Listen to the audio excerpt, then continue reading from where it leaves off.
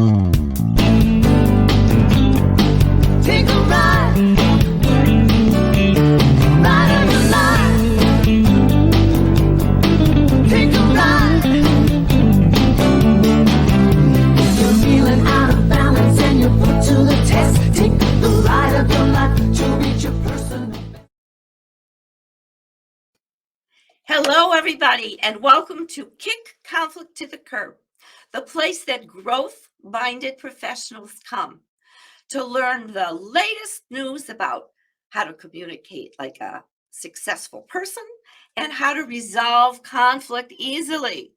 I'm your host, Joyce Weiss, communication coach and queen of conflict resolution, and I coach HR professionals so their leaders and employees resolve those relationship issues at work and reduce stress.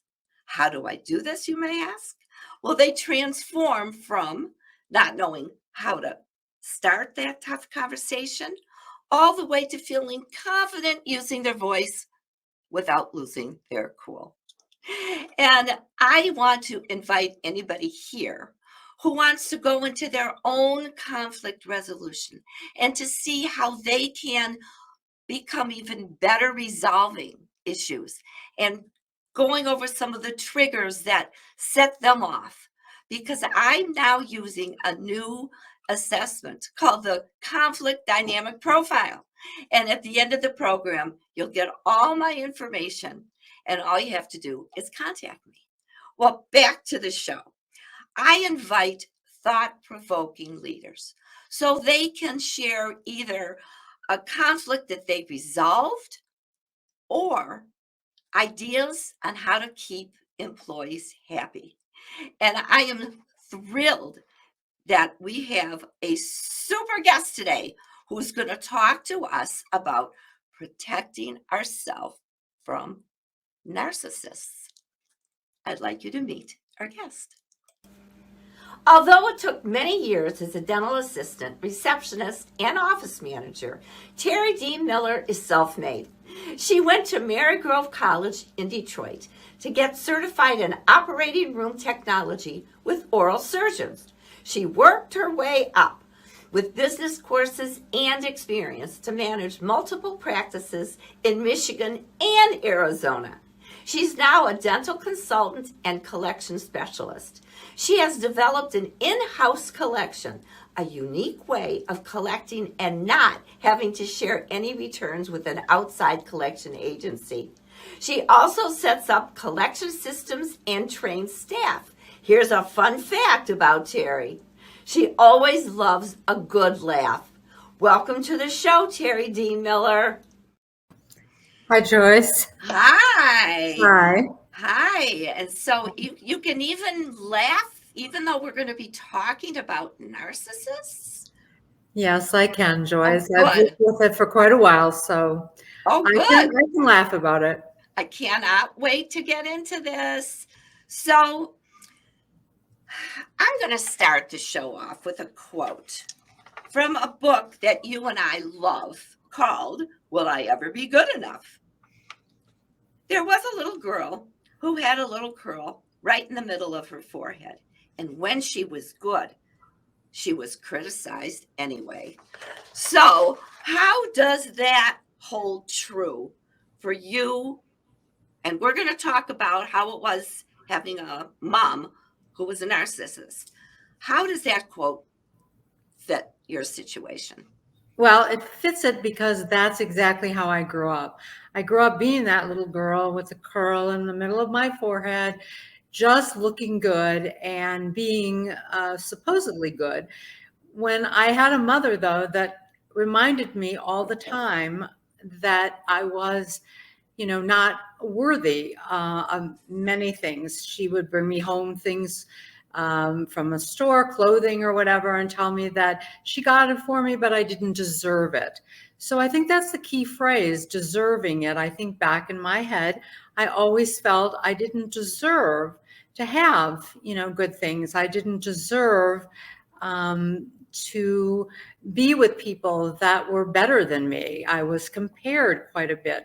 growing up, and many things that, many of the people that I went to school with didn't even suspect, because I had this false bravado that allowed me to look always good, but inside there was always that feeling, that suppression, that, was I good enough? Many times I didn't go places or do things, not because I didn't want to, or not because, I didn't like the people that were involved, but because I didn't feel comfortable. So it was outside of my comfort zone. And instead of that, I made myself out to look like I was better than, rather than, because I really didn't understand what these triggers were. I had no idea, why I was acting in this fashion. And So I've got to ask you, because that was then, and then I know you went for therapy. right. What made you, and what you described, Terri, the typical narcissist tendency for this personality disorder? I'm not saying you, I'm saying your mom. And what my viewers, you've got to understand, is if you even work with a narcissist, it depends where they are on the scale. I mean, Terri's mom was obviously very typical. She was probably right in the probably higher up on the scale. Some of you may either work with a boss who's a narcissist, or you had a parent, and you may not be able to relate as much with Terri's story. But lucky you, because the disorder, like I said, lower on the ladder. So I mean, we heard everything that happened to you when you were in school, and you believed her. Of course you believed her. So what was the turning point when you decided to get therapy? Well, I believed my mother, but I was also very angry with her.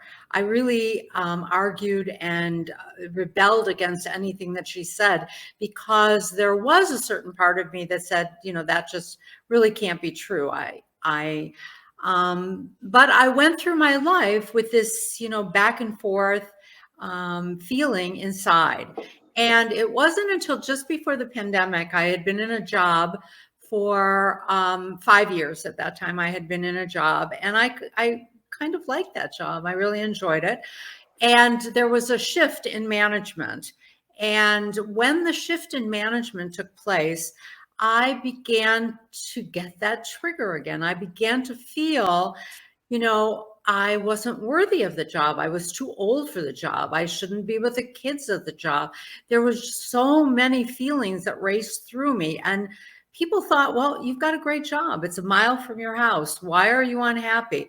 And I had to figure, why am I unhappy? Can't I just overlook this? Can't I just keep on going and be with the kids?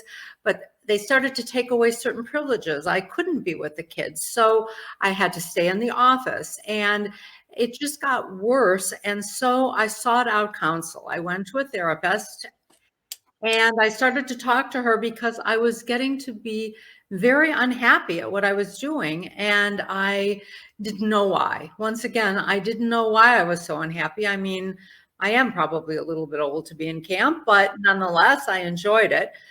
Um, so I went to the counselor and I spoke to her for a while, and she obviously picked up on, what my triggers were, and gave me this book to read, Will I Ever Be Good Enough? And that's where it began, the enlightenment that I had lived with this feeling my entire life, and that I had to resolve things by going to an inner parent. I was parenting myself, more or less, because You're talking about when you were younger. when I You was still, younger, right? because I know this is amazing, folks, is that Terri was unhappy. She's not an unhappy type person, but all of a sudden, right before the pandemic, something was triggering. What was the job? And you discovered the inner parent years ago when you were young. Can you first talk about that before you talk about the triggers? Because there may be some people that say, I'd love to know, what can I do with that inner parent? This is key. Well, I didn't really know, what it was. Once Mhm. again, the book sort of opened up my eyes to the fact of what I had been doing my whole life. And that is, I had been blocking out and ignoring, what my mother said, what my family environment was like. I totally was, blocking that out. And I was doing what I wanted to do. I was my parent.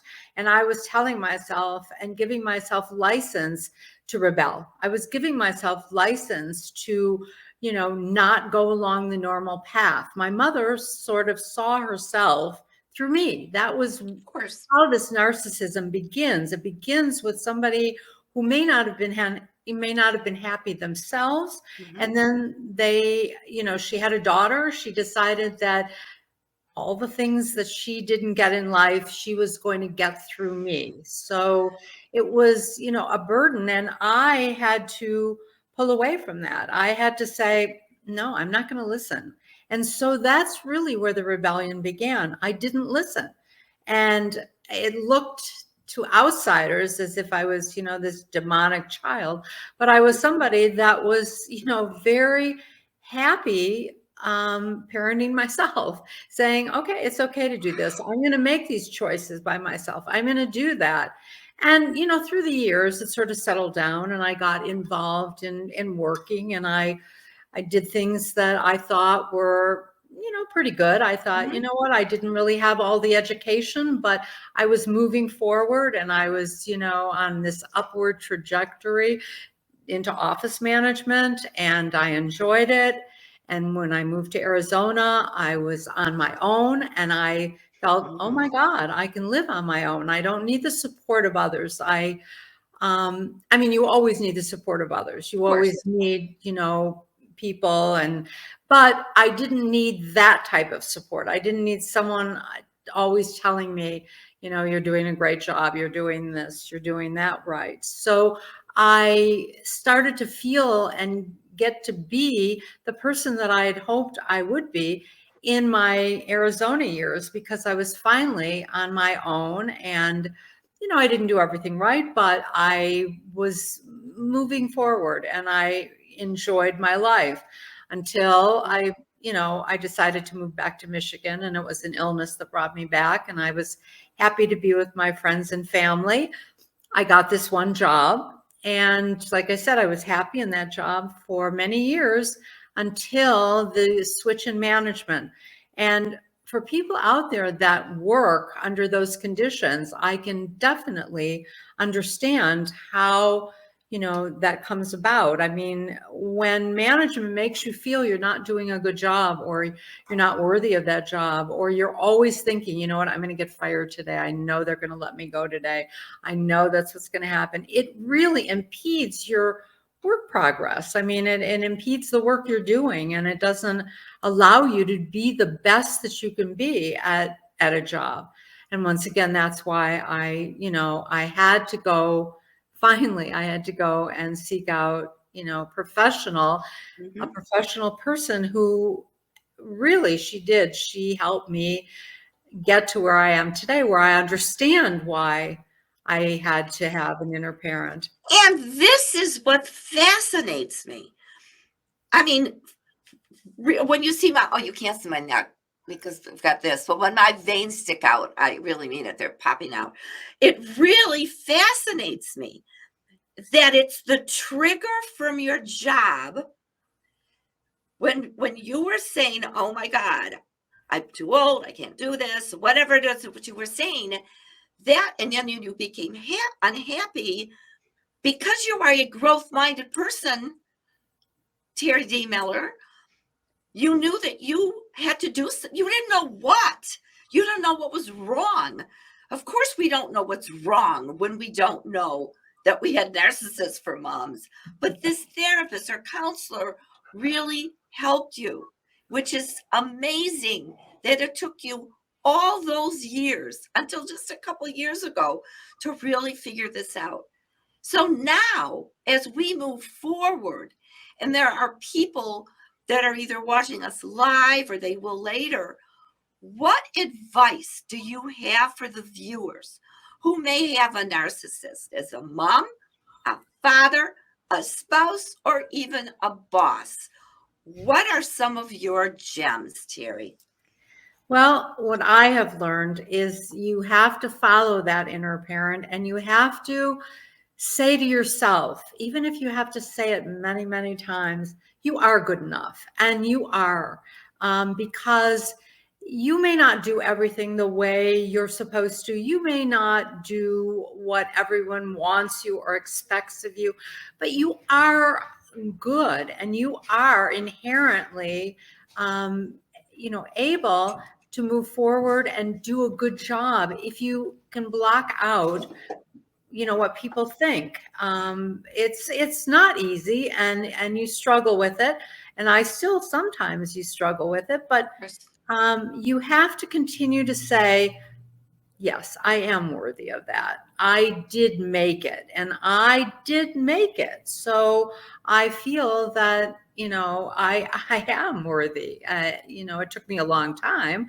but I do feel that other people who have either mothers, or other family members or Mhm. bosses who try to make them feel insignificant or insecure, you just need to, either seek out help, because professional help sometimes helps you. Pick up the book, Will I Ever Be Good Enough, and read it, and know that, you really are good enough, and that there are so many people out there that have the same situation that you have. And if it happens to be a mom, you can, some people I know worked really, really hard to make their mother, like them or believe they're worthy, and they just did everything they possibly could. They, but I went the other route. I just, I said no. I'm not going to do what she wants, and I mean, it hurt me sometimes, but I was my own person, and I made these choices, and I have now learned to grow and accept those choices and be proud of those choices, because in the end, I'm here today talking about it and feeling good about myself. So whether I made good or bad choices, I persevered. And I think that everyone Absolutely. out there needs to learn to persevere, find their own, way of feeling good about themselves. Keep those feelings in your mind and keep persevering, because you will get there. You really will. Oh my gosh. And such great advice. And like you said, you're still working on yourself. Oh, wow. Yes. I mean, you grew up with that imposter syndrome. With I've had many guests, and in January, I'm going to have Diane Bogino back, and because we're going to talk about that again. But between the imposter syndrome of working through that, no, no, no. I really do have skills. I'm really a good person. And just get that thought. And you've got to prove to yourself that whether you look at your resume, like your resume, I've seen it, it's very impressive. Whether you look at your resume, whether you just start thinking of all the good things that you do, then you break away from that. And you said, Terri, and this is what I want to talk about just for a moment, is the triggers still happen. So when you are with a narcissist type person today, and they are pushing that little girl who used to buy into that, how do you handle those triggers? I laugh a lot. I don't let them get me as much as they used to. I really don't. Every once in a while, I fall off and I go down into that, that little hole. But for the most part, I try not to. I try to divert the subject. If I try to gain control, and I do a lot of laughing about it. I mean, if someone tries to make me feel insignificant, I laugh about it. I don't laugh about it in the way that, that it's ridiculous. I Right, laugh right. about it because I feel that I can make light of it now. I Mhm. can, enjoy all types of personalities. I can work and live and be with a narcissist because I get it. And so I just, I enjoy it. I'm That's trying to great. enjoy life, and and that's just how I've been doing it. And knowing, what these triggers are can help you, because once they show themselves, okay, this is this is what I have to do. This is Yes. what, needs to be done in order to get back on track. And you do, Well, some do, you do, you do. And hopefully people who are watching this do. And you can. And I know one of my triggers, and I'm not going to talk about the whole thing because that would be another whole show, which maybe I'll do if a guest doesn't show up, is one of my triggers is when I don't feel heard. Now, in the past, I used to say, sarcasm, or before I became the queen of conflict resolution, I didn't have the skills. And I fell into hey, you're not hearing me, and like a little victim. Now, it's like what you're saying. You laugh. I say, oh, yeah, I feel heard. Maybe I just need to say it in a different way. Or maybe I'm being judgmental. Or maybe that other person doesn't feel heard. But there's no doubt now that's all I'm about as a coach, Terri, is helping people feel heard. And those triggers that you and I keep on bringing up are parts of our body that we have to listen to those triggers and figure out what do I have to do to overcome them so I don't react when I was a small child or before therapy. Does that make sense to you? It does. And an Okay. important thing to know about a narcissist is they don't know that they're a narcissist.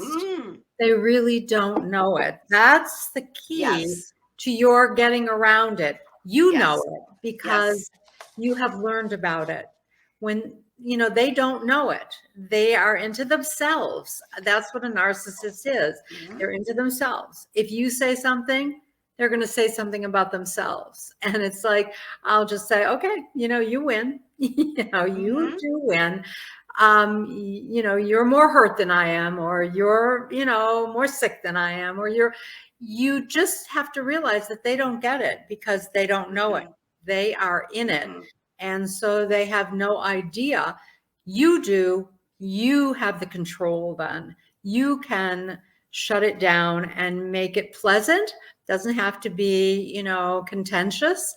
You can make it pleasant. And then you just keep on going because you've chosen, to have a relationship with a narcissist or your job or however. Perfect. You just have to know, yes, this is who this person is. They really don't know it. They don't even know what they're doing or how they're saying it. You do. You have the control. You can turn the entire picture around and make it work in your, for your benefit. And that's protecting yourself. And that's from protecting yourself. And and I'm going to say this because it's like a disclaimer. Please don't confront a narcissist. Number one, Terri is 100% correct. They don't know it. And man, they're good. They're so good at lashing out when they get attacked. They become a victim. They're not used to having people attack them.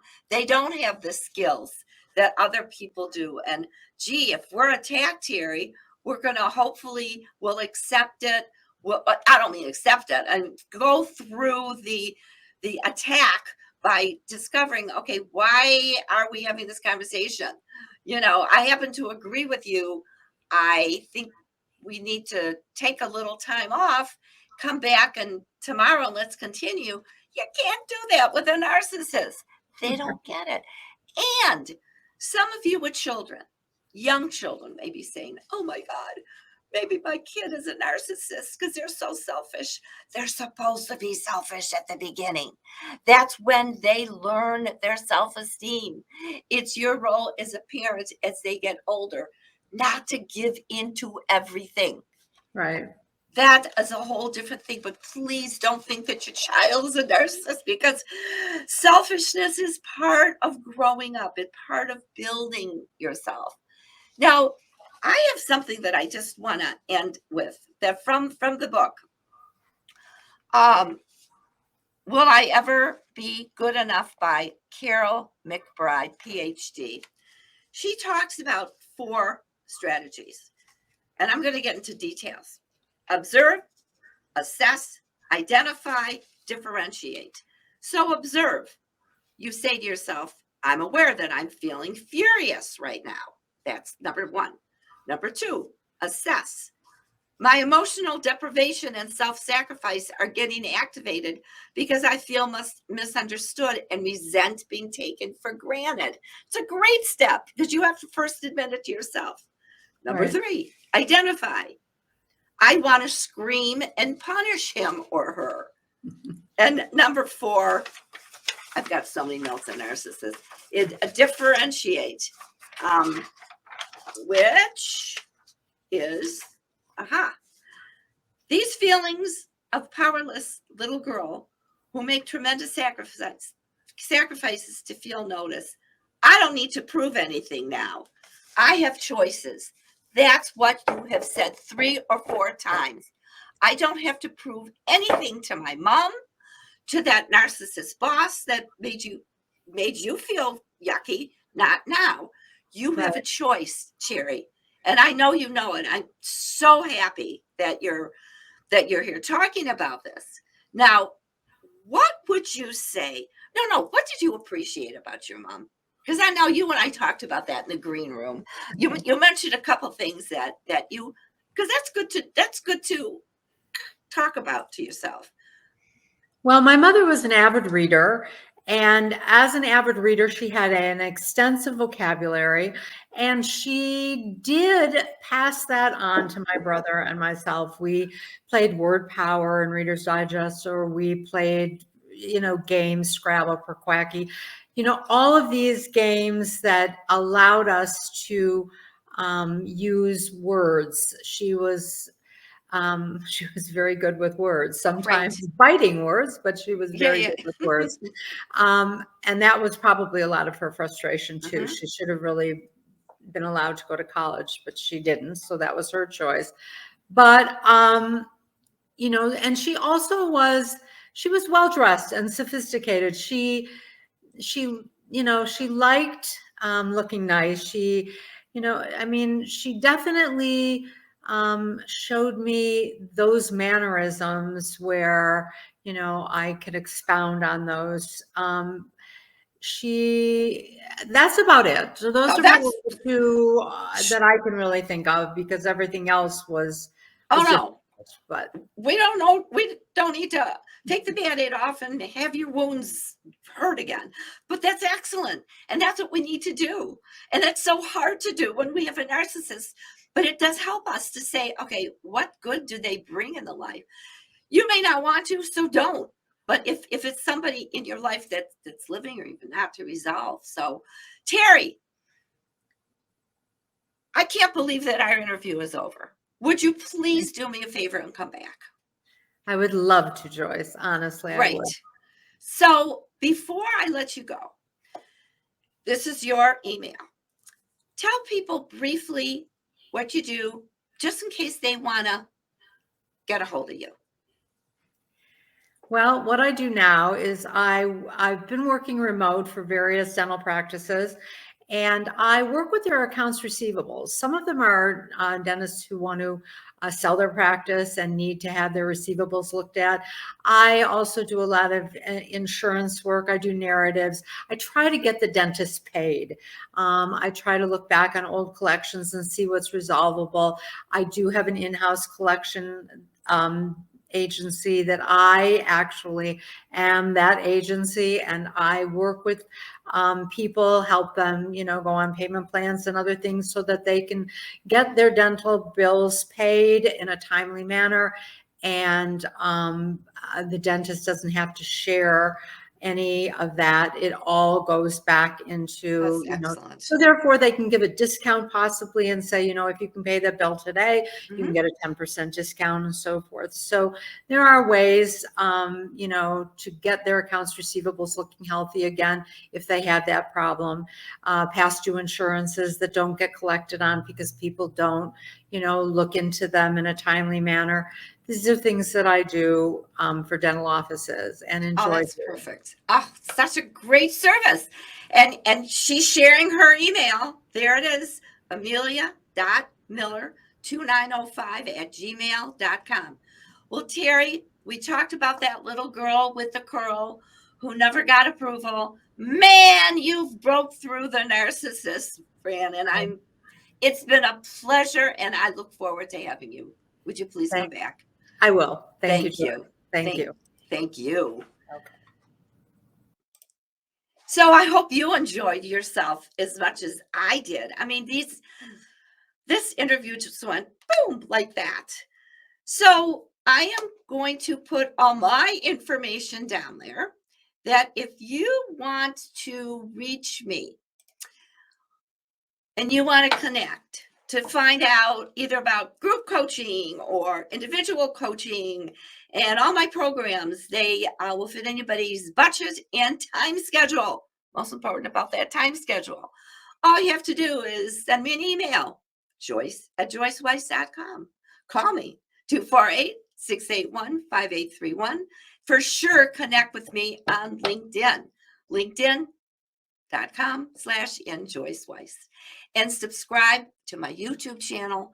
I have over 200 videos, either interviews like this with Terri or dealing with bullies, narcissists, and the light side, how to keep your employees happy.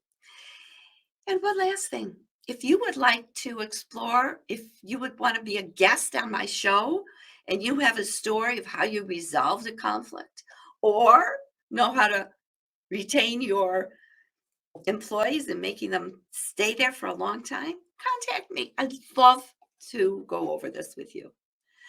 Well, I'm your host, Joyce Weiss. I'm going to end my show like I do every blog and article. Remember, you get what you tolerate. Thanks so much for watching. Until next time.